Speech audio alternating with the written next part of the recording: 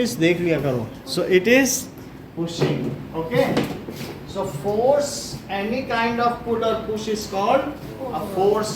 So force can move a body at rest. Force can bring a body at rest. अगर वो चल रही तो रोक सकता है, रुकी हुई बॉडी को चला सकता है और उसकी डायरेक्शन और स्पीड बदल सकता है, उसका शेप और साइज भी बदल सकता है. फोर्स के दो ही नेचर है, या पुश होगा या पुल होगा. अब देखो balanced and unbalanced force. Balanced force का क्या मतलब है? हाँ. So if net force acting on a body is zero, then such group of forces are called balanced force. जैसे ये देखो, मान लीजिए कि एक बॉक्स को इधर से मयंक प्रेस करें, इधर से अभिषेक प्रेस करें, और ये बॉक्स में फोर्स की यूनिट न्यूटन होती है. तो मान लीजिए 4 न्यूटन है. तो ऐसी स्थिति में दोनों लोग प्रेस करें तो कैंसिल हो जाएगा. Equal and opposite force can, जैसे ये दो हाथ है ना, ये इधर जा रहा है, इधर अगर दोनों तरफ से लगाया जाए तो इस तरीके से ये कहीं भी नहीं जाएगा. और ऐसा भी हो सकता है कि मान लीजिए इस बॉल पर अब 3 लोग लग जाएं, एक ऐसे और एक ऐसे, तो भी ये कहीं नहीं जाएगा. 4 न्यूटन सिमेट्री होनी चाहिए बस. 4 न्यूटन और 4 न्यूटन, तो ये कहीं भी नहीं जाएगा. So if group of forces are acting on a body so that their net force is zero, then that group of forces are known as balanced force. Repeat करो. If many forces are acting on a body and net force is zero, then those group of forces are called balanced force. तो उस तरीके को संतुलित बल कहा जाता है.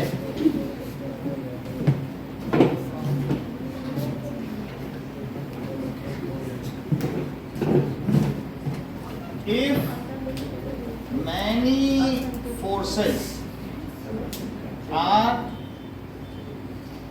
acting on a body and so that net force on it, so that net force on it is zero, then such group of forces are called balanced force. उसे बैलेंस्ड फोर्स कहा जाएगा. मान लें कि फोर्स की definition यही है.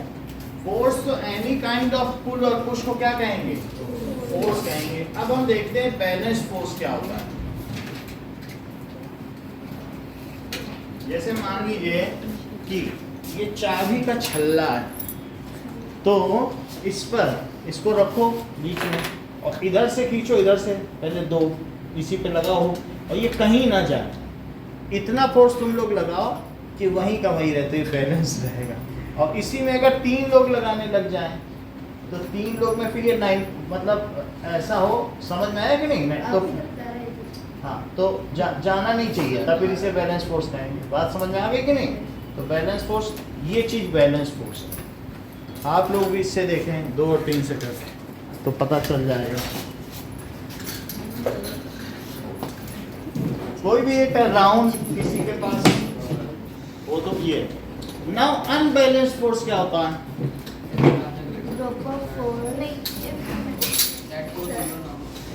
Group of forces are acting on a body, then the higher. If group of forces are acting on a body such that and the net movement can be same. If net force on a body is non-zero, अगर वो zero नहीं है, then such group of forces are called Unbalanced force. then such group of forces acting on body are called unbalanced force. उसे unbalanced force कहेंगे. अब जरा देखें, मान लीजिए इधर से 6 न्यूटन लगा है, ये F1 है, और इधर से 4 न्यूटन है। जब 6 न्यूटन है तो उसको बड़ा बनाया जाए, 4 न्यूटन को छोटा बनाया जाए। तो अब यहाँ पर F नेट क्या होगा, F1 और प्लस F2 बॉडी इसके बाद क्या लिखा है? Is non zero. अगर वो नॉन जीरो है तो उसे क्या कहेंगे, F1 प्लस F2। जो इधर की ओर फोर्स है उसको पॉजिटिव लिया जाए, और जो उधर की ओर है, कार्टेशियन सिस्टम तो जानते हो, इधर की चीज निगेटिव ली जाती नहीं एक्स एक्सिस में। तो अब ये 6 न्यूटन को मैं प्लस लूं कि माइनस, तो इसको लिख लो प्लस 6 न्यूटन। फोर्स हमेशा वेक्टर क्वांटिटी है। फोर्स कैसी क्वांटिटी है, वेक्टर। ये डायरेक्शन डिपेंडेंट है। और दिव्या इसे क्या लूं, क्योंकि वो उधर है, तो ये -4 है। अब जरा इन दोनों को जोड़ो, क्या हो जाएगा, तो 6 - 2, तो ये 6 - 4 को कितना हो जाएगा, +2 Newton. So net force is 2 Newton towards right, क्योंकि फोर्स कैसी क्वांटिटी है, vector quantity. So net force is 2 Newton towards right. अच्छा, अब देखें तो हम लोगों ने बैलेंस फोर्स और अनबैलेंस देख लिया। If net force is 0 then it is balanced force. Sir हाँ, इधर वाले को माइनस क्यों लेते हैं? ऐसा एक कन्वेंशन है, मतलब इंटरनेशनल कन्वेंशन है। हम वाले को माइनस कर देते हैं। कम वाले को नहीं, इधर बताया जो इस साइड की ओर फोर्स है उसे निगेटिव, निगेटिव एक्स एक्सिस की ओर वाले को निगेटिव, और पॉजिटिव एक्स एक्सिस वाले को पॉजिटिव। एक्स एक्सिस से देखा जाता है।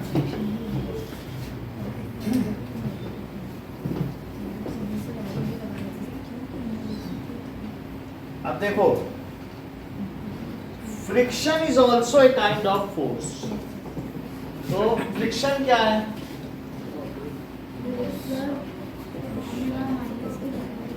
माइनस जब इधर की ओर होगा तो उसे निगेटिव लो और पॉजिटिव, क्योंकि ये कम से ज्यादा से नहीं है, जो राइट की ओर है वो पॉजिटिव। आपको मालूम है कार्टेशियन सिस्टम में इस तरफ क्या लिया जाता है और ऊपर क्या लिया जाता है, सही कह रही है। तो इस तरीके से हम ऐसा कर सकते हैं। फ्रिक्शन क्या है, a kind of force which opposes the relative motion between two objects in contact is called friction। जैसे दो ऑब्जेक्ट हैं इन कांटेक्ट, और अगर ये ऐसे चलें तो इनके बीच फ्रिक्शन लग रहा है, नहीं लग रहा, क्योंकि इनमें रिलेटिव मोशन नहीं। और अब रिलेटिव मोशन हो गई क्या, तो उनके बीच मोशन होगी तभी फ्रिक्शन लगेगा। सुनना फिर बोलना, अ काइंड ऑफ फोर्स, अगर ये हाथ आगे चले तो फ्रिक्शन फोर्स इसे आगे बढ़ने नहीं देगा, रोक रहा है। मेरा पैर आगे जाना चाहता है लेकिन कोई चीज़ है जो इसे रोक रही है, मैं फोर्स लगा रहा हूँ। सो अ काइंड ऑफ फोर्स। कई बार आप इस पे हाथ लगाएं और ये नहीं बढ़ रहा, तो नहीं बढ़ रहा, ये मेज बढ़ गई लेकिन हाथ नहीं बढ़ा, इससे क्या पता चला, कोई चीज़ तो रोक रही ना, जो इसको अपोज कर रही है। अ काइंड ऑफ फोर्स जो क्या करे बताइए, नहीं तो आप ये देख लो कि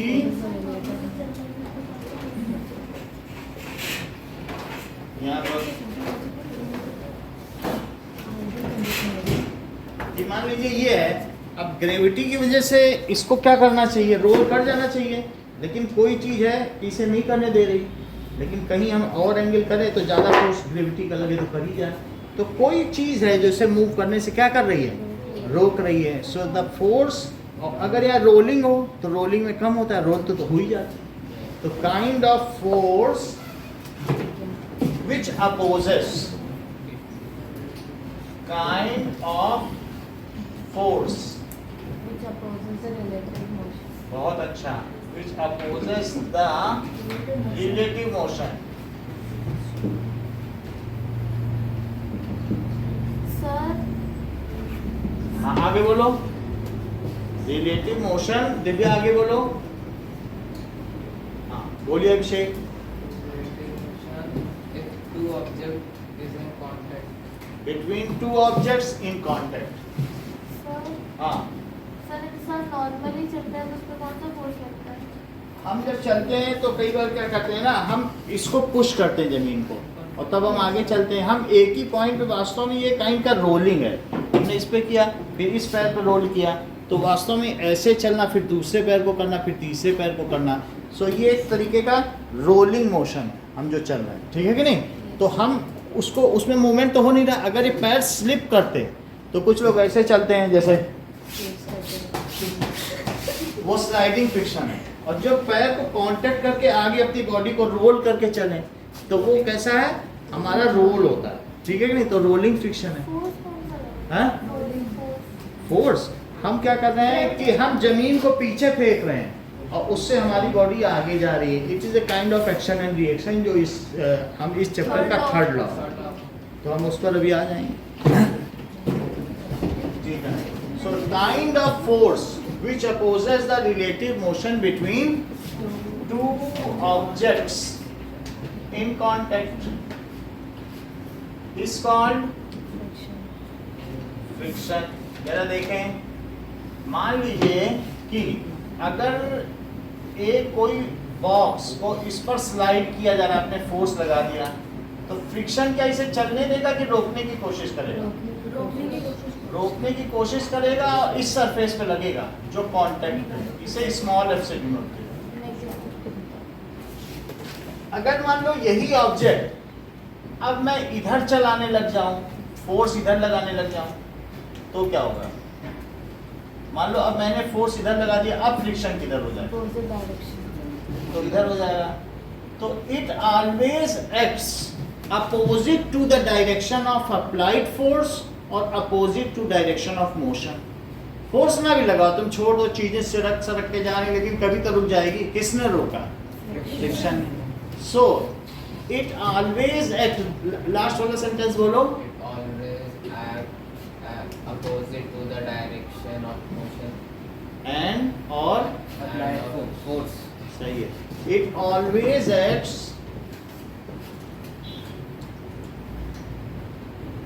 opposite to the direction of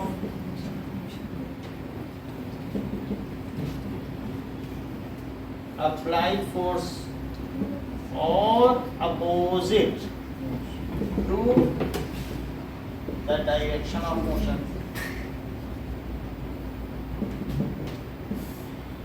जैसे बॉल को किसी ने मार दिया, अब ये तो नहीं है कि बैट्समैन दौड़ा दौड़ा जाएगा बॉल के साथ कि तुम्हें चौका लगना ही है, नहीं लगा चौका तो ऐसे चौका।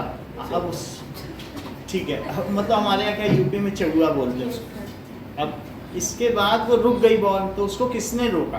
फ्रिक्शन ने तो रोक लिया, रोक के पास रुक गई। तो अब जरा देखिए, नाउ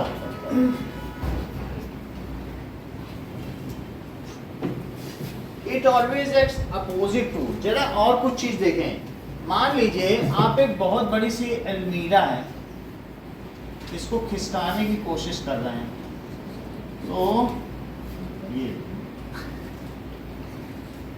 और पहले इस पे फोर्स लगाया, लेकिन आपने 4 न्यूटन का फोर्स लगाया, इसको कुछ नहीं हुआ, ये हिल ही नहीं रही है। ऐसी स्थिति में आपने अभिषेक को बुला लिया मयंक कि भाई आओ मेरी मदद करो, फिर ये तो डलेगा। तो ये 2 लोग आ गए और इन्होंने भी फोर्स लगाया और इन्होंने भी फोर्स लगा दिया, लेकिन ये चल नहीं पाई। अब इन दोनों ने मिलकर 4 न्यूटन इन्होंने लगाया, 4 न्यूटन इन्होंने लगाया। अब इन्होंने थोड़ा सा एक्स्ट्रा प्रेशर लगाया, अब इन्होंने 8.2 न्यूटन लगा दिया। दोनों ने कहा कि और धक्का दो शायद चली जाए। तो now when they increased this, तो फिर क्या हुआ, ये चल दी।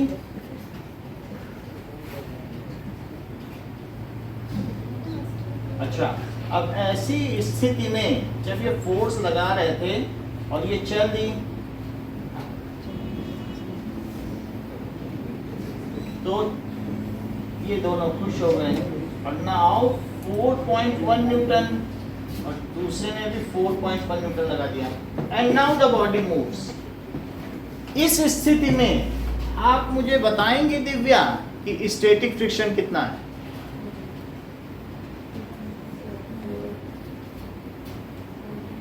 बोलो। पहले हमें ये पता करना चाहिए 4 न्यूटन।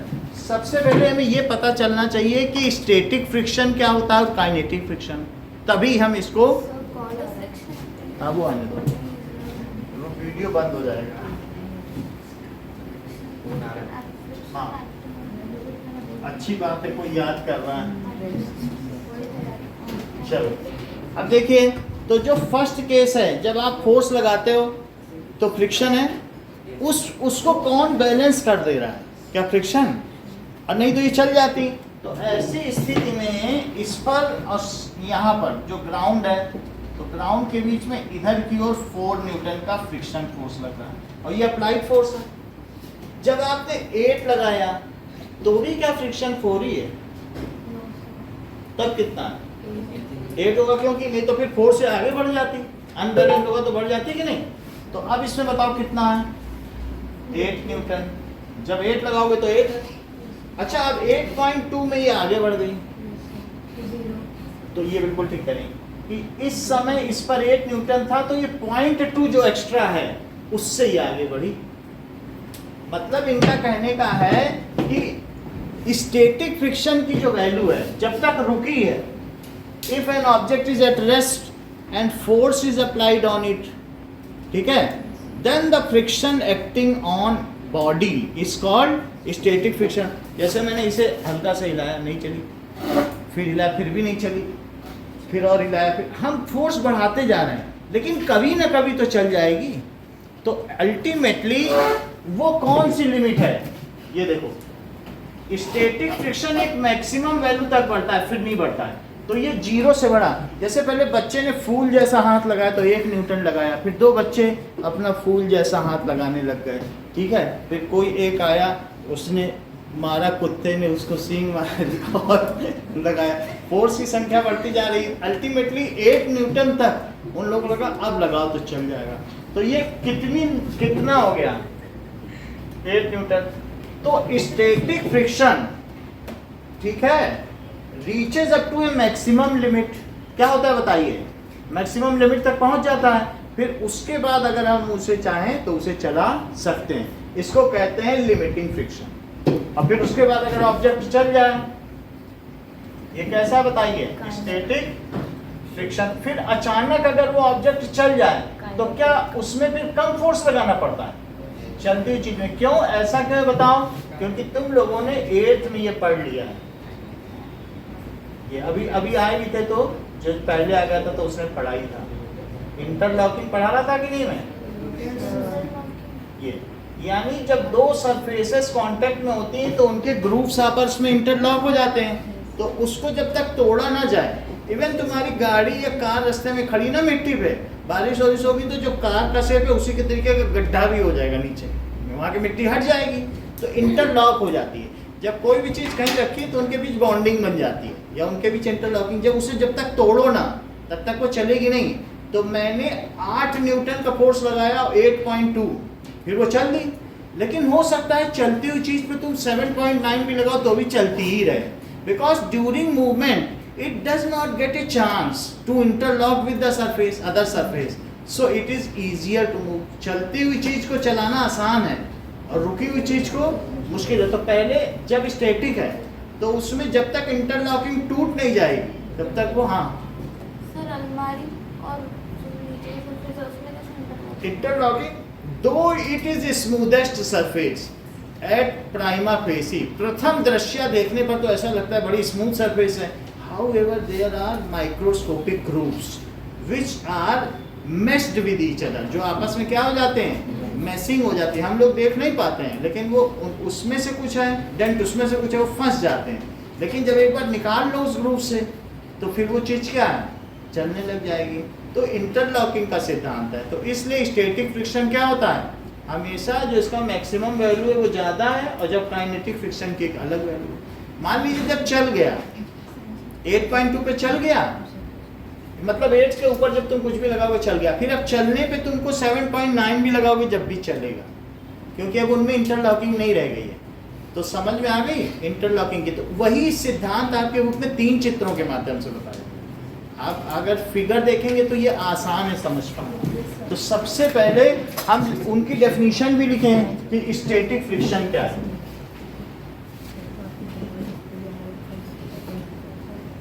देखो, if force is applied on a body,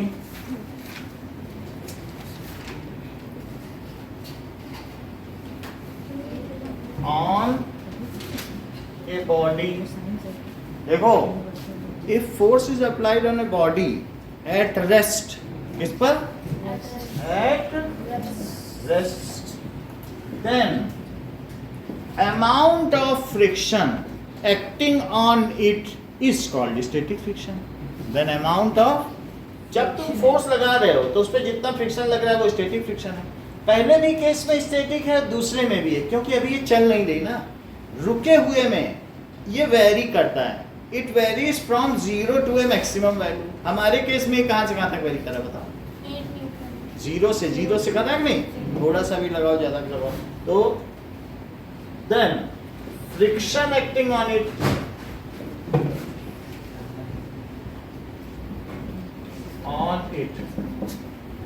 which opposes any motion, वो नहीं मोशन होने दे रहा, opposes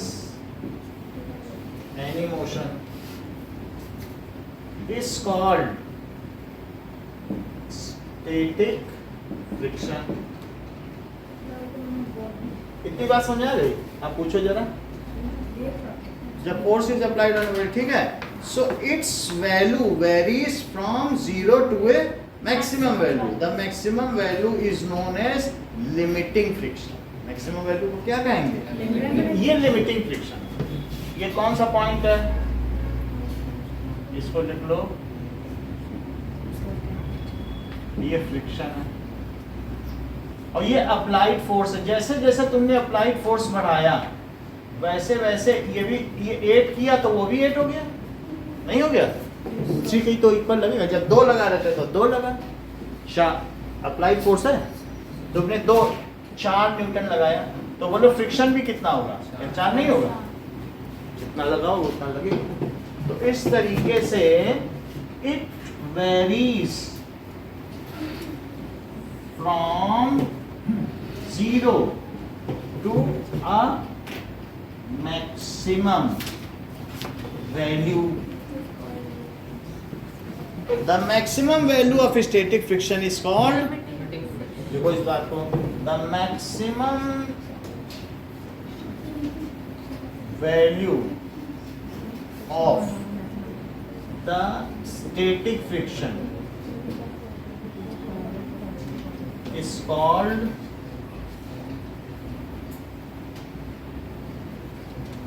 उसी को लिमिटिंग फ्रिक्शन कहते हैं, which is needed to break interlocking between two surface. वो किस लिए चाहिए? अगर इतना ही जानते हो उत्कर्ष तो काइनेटिक फ्रिक्शन को डिफाइन करो।